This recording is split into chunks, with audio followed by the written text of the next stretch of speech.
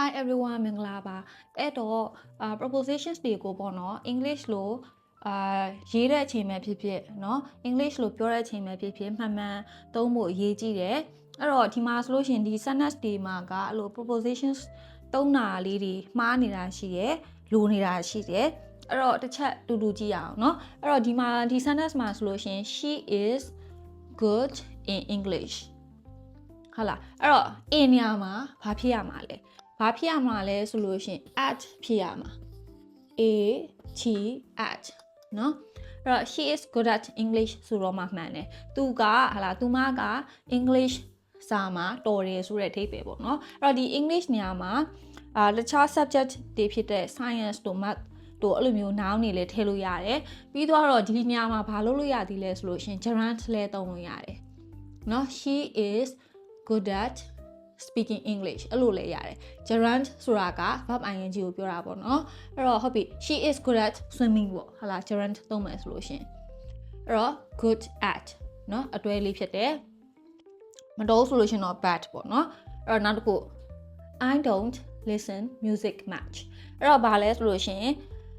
listen ရဲ့အနောက်မှာဆိုလို့ရှင်ဒီလိုမျိုးလေးထည့်မိတာတွေ့ရတတ်တယ်ပေါ့နော်ဒါပေမဲ့တကယ်တော့ဘာဖြစ်လဲ to ပါမှာဖြစ်တယ်เนาะto I don't listen to music much ကျမကသချင်းသိနားမထောင်ဘူးဟာလားအဲ့တော့ပဲဖြစ်လဲဆိုရှင် listen to ဆိုတော့မှမှန်တယ်ဟုတ်ပြီနော်အဲ့တော့နောက်တစ်ခု I talk with my manager about it အဲ့တော့ပြောချင်တဲ့သဘောကတော့ကျမ manager နဲ့အဲ့ဒီကိစ္စကိုပြောခဲ့တယ်ပေါ့နော်အဲ့တော့ဒီညမှာကကျတော့ talk with မဖြစ်ရဘူးเนาะ with ညမှာညီမလို့ဆိုလို့ရှင်တော့ဟလာလို့တရားနဲ့စကားပြောရဲဆိုတော့နဲ့ဆိုတော့ with များလားဆိုပြီးတော့မှနည်းနည်းအမှတ်မှားတတ်တယ်ပေါ့နော်တကယ်တော့မဟုတ်ဘူးเนาะဒီညမှာ to ဆိုတော့မှမှန်တယ်เนาะ I talk to my manager about it ဟုတ်ပြီเนาะအဲ့တော့ talk to ဘာမှစိတ်ဆိုးနေရဆိုရှင် don't talk to me အဲ့လိုပြောရတာပေါ့เนาะအဲ့တော့ fourth sentence ကကျတော့ I'm waiting you ကျမဟလာနင့်ကိုစောင့်နေတယ်နင့်ကိုမဟုတ်ပါဘူးရှင့်ကိုပေါ့နော်အဲ့ဒါဆိုလို့ရှိရင် I'm waiting for you လားအဲ့တော့ဒီညမှာ for ပါတော့မှမှန်တယ်เนาะ wait for ဆိုတော့မှအတွဲလေးဖြစ်ရတယ်ပေါ့နော်အဲ့တော့နောက်တစ်ခု I'm late to work ဟာလားဟာအလုံးနောက်ကျနေပြီအဲ့တော့ဘယ်လိုပြောရမှာလဲတကယ်တမ်းကျတော့เนาะဒီညမှာ to ညမှာ for ဖြစ်မှမှန်တယ်I'm late for work I'm late for class I'm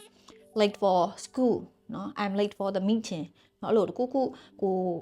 သွားဖို့နောက်ကျနေပြီဆိုလို့ရှိရင် late for လေးနဲ့အတွဲသုံးလို့ရတယ်နောက်တစ်ခု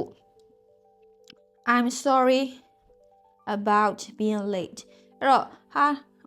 နောက်ကျတဲ့အတွက်တောင်းပန်ပါတယ်ပေါ့နော်အဲ့တော့ဒီညမှာကကျတော့ about မဖြစ်ရဘူးဘာဖြစ်ရမလဲဒါလည်း for ပဲเนาะ I'm sorry for being late ဟုတ်ပြီเนาะအဲ့တော့အတွဲလေးတွေကဟာလားမှန်မှာ good at listen to talk to wait for late for sorry for အဲ့တော့ဟုတ်ပြီเนาะအဲ့တော့6ခုပဲအဲ့တော့ဒီလိုမျိုး proposition လေးတွေကိုကိုကဒီလိုမျိုးစာဖတ်ရင်လည်းပဲဖြစ်ဖြစ်เนาะအဲ့လိုထားလိုက်ပါတော့ English podcast တွေအဲ့လိုမျိုးနားထောင်ရင်လည်းပဲဖြစ်ဖြစ်လဲအဲ့လိုလေ့လာလို့ရမှာဖြစ်ပါတယ်အဲ့တော့ဒီဗီဒီယိုလေးကအဲ့လိုအသုံးဘယ်လိုခေါ်မလဲ useful ဖြစ်မယ်လို့မျှော်လင့်ပါတယ်ပေါ့နော်အဲ့တော့ see you later have a nice day